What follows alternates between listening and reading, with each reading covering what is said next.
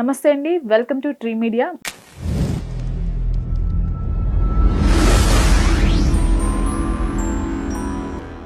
మనతో film critic Dasari Vignan ఉన్నారు. నమస్తే విజ్ఞాన్ గారు. నమస్తే. లాయర్ దిలీప్ శుంకర ఎందుకని లావణ్య కేసుని సగంలోనే వదిలేయటం జరిగింది? కట్ చేస్తే ఇప్పుడు లావణ్య దిలీప్ శుంకర్ పైన రివర్స్ అయింది అన్న న్యూస్ వింటున్నాము. ఎంతవరకు వాస్తవం అసలు? యాక్చువల్గా దిలీప్ శుంకర్కి నేను ఇప్పటికీ కూడా నేను ఏం సానుభూతి చూపినాను. కేసు వదిలేసినంత మాత్రాన కూడా ద ఓన్లీ రీజన్ అసలు ఆ కేసు అయినా తీసుకోవడమే తప్పు. తీసుకున్న తర్వాత తప్పుడు మనిషి అని నీకు తెలిసిన తర్వాత కూడా నువ్వు వాదించడం తప్పు. వాదిస్తూ అవతలోడి వైపు బలం ఉందని తెలిసినా సరే వాళ్ళని పిచ్చి పిచ్చిగా తిట్టడము తప్పు.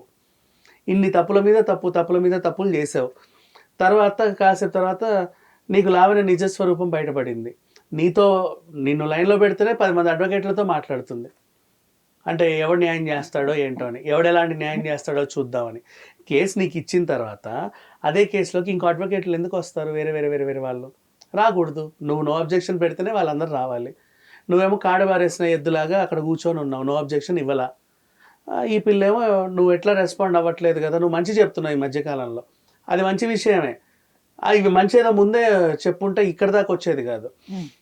ఇప్పుడు నువ్వు చెడ్డ అయిపోయావు కదా అందరినీ తిట్టి. ఆ పిల్లకి ఇప్పుడేం నువ్వు తెలుసుకున్నావు, తప్పమ్మా లావణ్య అని చెప్తున్నావు. వీడేంటి ఇలా మాట్లాడుతున్నాడు, నా పిల్లకి నచ్చలా, ఇంకొకరిని చూసుకుందాంలే అనిపించింది. ఆవిడకి మంచి చెప్తే నచ్చదు కదా, అందుకని చెప్పేసి ఎవడెవడో పిలుచుకొని మాట్లాడుతుంది.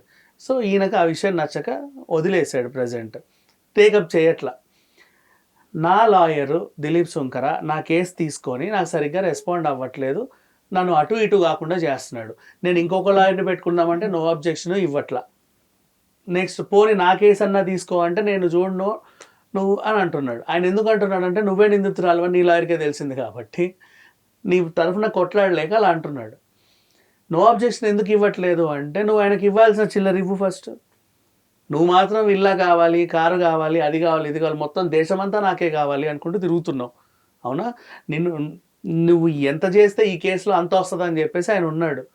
ఎంత కాదనుకున్న సీనియర్ అడ్వకేటే కదా. అండ్ నెక్స్ట్ నీ కేసు మోతాదుని పెంచిన లాయరే.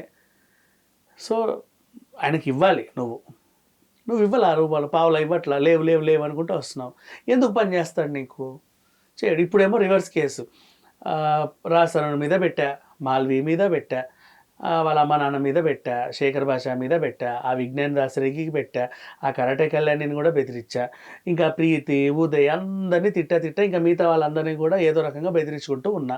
మస్తాన్ సాయి వాళ్ళని పెట్టా. ఇంకెవరు ఉన్నారబ్బా ఖాళీగా? నా లాయరే ఉన్నాడా, కాస్త వీడి మీద కూడా 2 కేసులు పడేస్తే బాగుంటుంది. ఎలాగూ నార్సింగ్లో బోల్డ్ అనే ఎఫ్ఐఆర్లు ఖాళీగా ఉన్నాయి, ఇంకా ఇన్ని ఉన్నాయి ఖాళీగా. 2 ఆ ఎఫ్ఐఆర్లు ఖాళీగా ఉన్నాయి కదా, ఆ లాయర్ పేరు మీద పడేయండి అని పడేసింది. అది సంగతి. అంటే ఇంకా పెట్టలేదు, ఎఫ్ఐఆర్ వరకు రాలా. ఇప్పుడు ఆలోచనలో ఉంది అమ్మగారు, ఈ రోజా రేపా పెట్టేలాగా ఉంది ఆల్మోస్ట్. అది పరిస్థితి. ఆయనకి రిటర్న్ నోటీసులు, వీళ్ళ లాయర్ నుంచి ఆయనకు నోటీసులు. నువ్వు కేసు వాదించండి. రాజేష్ అనుకుంటా. ఆ రాజేష్ కూడా ఎన్నాళ్ళు ఉంటాడో పాపం, ఆయన కూడా అలాగే వచ్చినాడే కదా. సరే ఏదేమైనా ఇప్పుడు స్విమ్మింగ్ పూల్ దగ్గర చూసిన పర్సన్ ఆ లాయర్. అవును, ఆ రాజేష్ ఏం చేశాడంటే, ఆ రాజేష్ సేమా ఆ రాజేష్ ఏమో మరి అక్కడ మొహం సరిగ్గా కనబడలే. ఈమె దగ్గర ఉన్న మగాళ్ళ మొహాలు నేను గుర్తుపట్టలేను, అన్నీ ఒకలానే ఉంటాయి కానీ మనుషుల పేర్లు డిఫరెంట్గా ఉంటాయి. సో ఇప్పుడు అదే లాయర్ ఏం చేశాడంటే ఒక యూట్యూబ్ ఛానల్కి నోటీసులు పంపాడు. మా స్విమ్మింగ్ పూల్ వీడియో బయట పెట్టింది వీళ్ళే, మా ప్రైవసీకి భంగం కలిగించారు అని చెప్పేసి నోటీస్ పంపాడు. ఇక మరి అది వాళ్ళు చూసుకుంటారులే, మనకి ఎందుకు వచ్చిన గొడవ. అంటే వీడు తిరగడం కరెక్టే, వీడిని చూపించడం తప్పనమాట. వీడు పొడవడం కరెక్టే కానీ చిత్రీకరించడం తప్పు. వీడు రేప్ చేయడం కరెక్టే, వీడి మీద కేసు పెట్టడం తప్పు. వీడు అదేంటిది ఎవడన్నా రైలు కింద దోయడం తప్పే, ఆ టైంకి రైలు రావడం రైలు తప్పు. అలా ఉంది పరిస్థితి. వీడు అక్కడ స్విమ్మింగ్ పూల్ దగ్గరికి వెళ్ళి చేసిన ఘనకార్యాలు వేరు, అందులో దూకడము, వీళ్ళు చేసిన రచ్చ అంతా బయటకు ఉంది. మా రచ్చ మా ప్రైవసీ మీరు ఎలా బయట పెడతారు అని చెప్పి రిటర్న్ కేసు. ఇప్పుడు అంటే చేతిలో లా ఉంది కదా, 4 సెక్షన్లు చదువుకున్నాం కదా అని చెప్పి తోచిన ప్రతి సెక్షన్ మీద ఎవడో ఒక నోటీసులు పంపడం అనమాట. ఇంత చండాలంగా కూడా లాని వాడుకోవచ్చు అని చెప్పి లావణ్య తర్వాతే తెలిసింది. ఇది సంగతి. అండ్ అసలు విషయానికి వస్తే, ఇందాక జానీ మాస్టర్ విషయంలో లావణ్య గురించి అడిగారు కదా, దాని గురించి మళ్ళీ మాట్లాడాలి అంటే, ఆ పిల్ల గురించి చాలా మంది ఆలోచిస్తున్నారు, ఈమె 50% రైటా 50% రాంగా అని.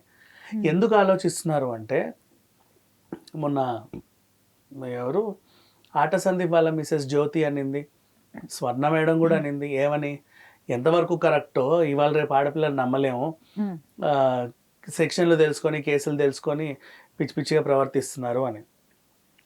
లావణ్య లాంటి అమ్మాయిలను చూసిన తర్వాత నిజంగా నేను రేపు చేసి పడ్డాను, ఇదిగోండి చూడండి గోరు గుర్తులని అమ్మాయి వచ్చినా సరే, నిజం చెప్పమ్మా అవి నీ గోరు గుర్తులా వాడే గీరాడా అనే రేంజ్కి వచ్చింది.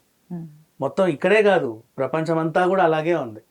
అంటే ఈమె వల్ల ఇప్పుడు ఒక అమ్మాయి వల్ల ఒక నిర్భయ యాక్ట్ వచ్చింది, ఒక అమ్మాయి వల్ల దిశ యాక్ట్ వచ్చింది.